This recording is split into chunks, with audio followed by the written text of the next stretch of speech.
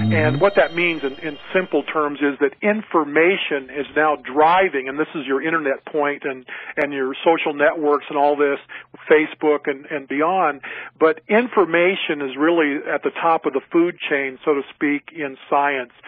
Information drives then the electromagnetic field. Electromagnetic field then creates chemical systems, the molecules then drive the physical structures, the sacred geometry of biology, for example, and then biology, through DNA and RNA and transcription, all this, then creates the physical body. So what we're talking about here, folks, that are listening intently but trying to sort through a whole lot of science, tonight. I know that's a difficult task without visual graphics, and that's why I wrote the book and had some illustrations put in there.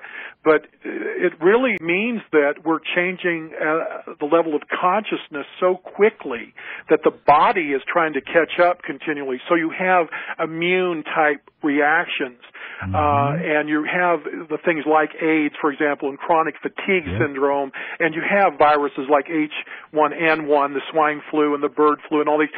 The body is trying actually to come up so quickly to this new level of awakening, this new information processing sequence, that it's kind of dragging the body, kicking and screaming, and that's why you're seeing all of these viral and bacterial problems. It's not that we're being destroyed per se, although I know it's a matter of how sick you feel on a given day, whether you buy into that. But trust me, what doesn't kill us is strengthening us.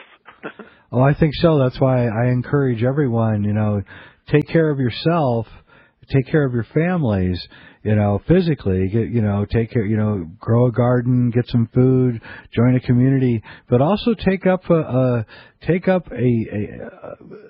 habit, take up qigong, take up yoga, do something every day to center yourself, because it's going to be a torrent and a storm here soon, and you're going to need as much calming energy as you can possibly get with what's about to come down the pike at us.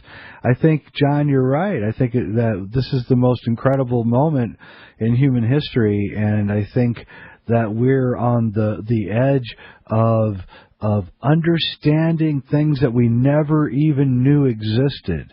And I think in that understanding, we're going to have this absolute sudden awakening, and that, it's going to be in the blink of an eye, and